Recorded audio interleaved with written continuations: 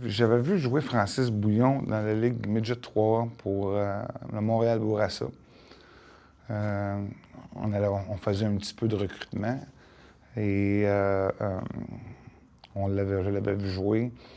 Puis c'est drôle à cette époque-là, parce qu'on nous disait toujours la même histoire sur Francis. Bon, c'est un bon joueur midget, mais il peut pas jouer junior. Il n'avait même pas été repêché. Donc, on l'avait invité à notre camp d'entraînement. Bob Hartley l'avait invité. Moi, je m'occupais des défenseurs. Puis plus le camp avançait, plus qu'on s'apercevait, ce petit gars-là, il avait une détermination incroyable. On a décidé de le garder pour faire notre équipe. Et ça a été ses premiers pas. Mais la première fois que j'ai vu jouer Francis Bouillon, c'était avec le Montréal Bourassa dans la Ligue Midget 3. C'est sûr, pour n'importe quel joueur, de pas, quand tu deviens éligible, que ce soit tu viens éligible de la catégorie midget à junior ou de junior à professionnel, tout le monde espère de se faire repêcher. Francis a déjoué toutes les normes. S'est jamais fait repêcher au niveau junior. S'est jamais fait repêcher. On a encore compté la même histoire que c'était un bon. Après ça, c'était un bon junior, mais lui, il ne peut pas jouer dans la Ligue nationale. Il ne peut pas jouer professionnel.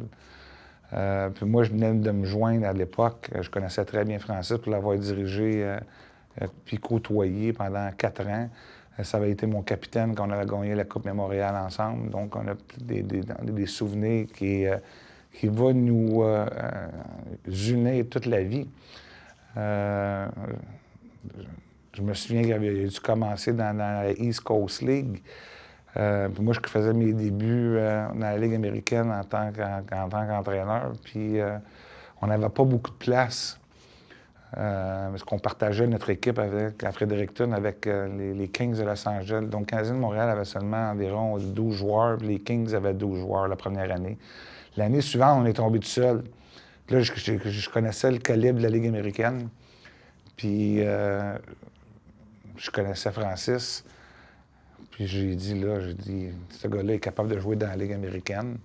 Je savais pas qu'il était pour avoir une carrière à la Ligue nationale, mais le fait de commencer dans la Ligue américaine, puis il me disait, je me souviens à l'époque, il y avait je pense que c'était les Rafales de Québec, puis j'ai dit, Francis, tu peux joindre l'organisation du Canadien, là, je pense que faut que tu t'en viennes avec moi. Fait que, il a fait qu'on a commencé même aussi au niveau professionnel.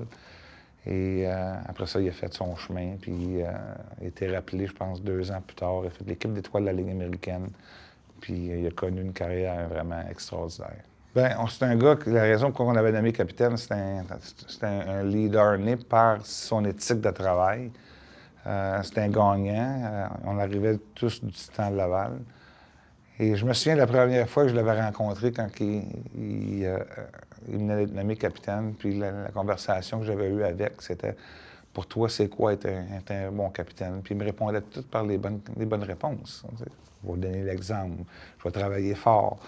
Je vais être discipliné.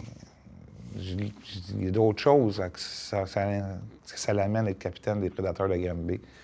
Là, il cherche, puis il cherche, puis il cherche. Puis j'ai dit « Il faut que ça soit toi qui soit le premier gars à lever la Coupe Memorial cette année-là. » Fait qu'après Guy Lafleur. Ça faisait 25 ans que Québec n'avait pas ramassé la Coupe Memorial. Fait que c'était la pression que je mettais à Francis. Puis il a accompli ça. Il l'a accompli. Il était le premier capitaine à lever la Coupe Memorial après Guy Lafleur qui remporte le Québec. Même à sa grandeur, il jouait contre les meilleurs juniors de la Ligue. Puis les meilleurs juniors, les meilleurs joueurs de la Ligue junior majeure du Québec, quand il affrontait Francis Bouillon, c'était pas facile parce qu'il jouait dur. Puis il était vocal quand il avait besoin d'être sensé vocal. Il a fait un job extraordinaire comme capitaine des Prédateurs de Granby. Souvent, les équipes du Québec arrivaient là à la Coupe Memorial, vu que ça faisait tellement d'années que le Québec n'ayait pas remporté la Coupe Memorial, on se sentait un petit peu inférieur. Même si à notre époque, avec le Titan de Laval, on a cogné à la porte très régulièrement. Une année, on a perdu en finale contre Kamloops. mais ça prenait les leaders qui dictent le chemin. Et Francis a dicté le chemin. On n'était pas intimidés d'aller jouer à Peterborough contre des grosses équipes. On s'en allait, on avait une attitude de gagnant. Et cette attitude de gagnant-là passait par nos leaders, dont Francis Bouillon.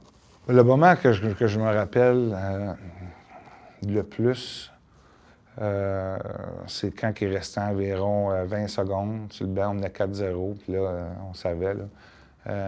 Puis je voyais certains joueurs, dont Francis, les gars étaient très émotionnels. Ils avaient des grosses larmes aux yeux. C'était un moment magique. C'est un moment que je vais me rappeler le restant de mes jours, de voir là, finalement un gros accomplissement pour ces bonhommes-là et l'expression, l'émotion de Francis Bouillon. Je vais toujours me rappeler de ça. J'ai tellement connu Francis par son caractère. C'est un gars qui avait pas froid aux yeux. C'est un gars qui ne s'en laissait pas imposer physiquement. Et on s'en souvient tous, cette bagarre-là contre Darcy Tucker. C'est un moment que il y a beaucoup de gens ont été surpris, mais ceux qui le connaissaient, que ça faisait longtemps qu'ils le connaissaient, je le connaissais depuis l'âge de 17 ans. Personnellement, je n'étais pas surpris. Donc, ce que je connaissais, la force de caractère, puis c'était un guerrier, hein? Fait que, il en a surpris plusieurs au cours de sa carrière. Au fil du temps, il a gagné, non pas pour le respect de ses coéquipiers. Il l'a gagné assez vite, ça. Mais plus que ça allait dans sa carrière, plus qu'il était très respecté à travers la Ligue. Donc, c'est tout à son honneur. Souvent, il y a des joueurs comme ça qui sont capables de jouer 30 games dans la Ligue nationale, puis ça devient difficile de poursuivre leur carrière dans la Ligue nationale. Lui, il a joué jusqu'à 2 ans, donc je l'ai vu à ses premiers pas, puis je l'ai vu aussi à ses derniers pas. Puis là, l'année passée, au camp d'entraînement, on ne l'a pas gardé. La veille, là, avant que je savais qu'on le rencontrait, moi, Marc Bergevin, c'était pas facile pour moi. Souvent, c'est des décisions qui pas prises. C'est des décisions qui n'est pas prises personnellement à un individu. Hein. C'est des décisions d'organisation. Quand faire monter les jeunes, il vient un temps où les jeunes, il faut qu'ils montent. Il faut faire de la place aux jeunes. Ça a été, pour moi, personnellement, là, Marc Bergevin, je suis convaincu qu'il serait en mesure de vous le constater. Ça a été difficile. Ça a été très difficile. C'est que quand tu as un lien si étroit avec un joueur que tu as beaucoup de respect, pas seulement comme joueur, mais comme individu, comme père de famille, comme mari. Tu as appris à connaître ce gars-là pratiquement pendant 20 ans. Donc, tu sais que la fin va être là. Quand tu es là, c'est très dur. C'est un gars du peuple. Il y a beaucoup de gens se voient dans Francis Bouillon. C'est un gars qui est vrai. C'est un gars qui... rien qui a été donné. C'est pour ça que le respect. Tout ce qu'il a eu, il l'a gagné. Je suis convaincu qu'il va avoir une belle après-carrière. Parce que les bonnes choses arrivent la plupart du temps aux bonnes personnes. Puis lui, c'est une bonne personne. Puis je pense que le public québécois, que tu sois un fan du Canadien ou que tu ne le sois pas, mais s'identifie à des personnes qui sont vraies. Puis Francis Bouillon, mais tu ne peux pas avoir une meilleure personne que ça.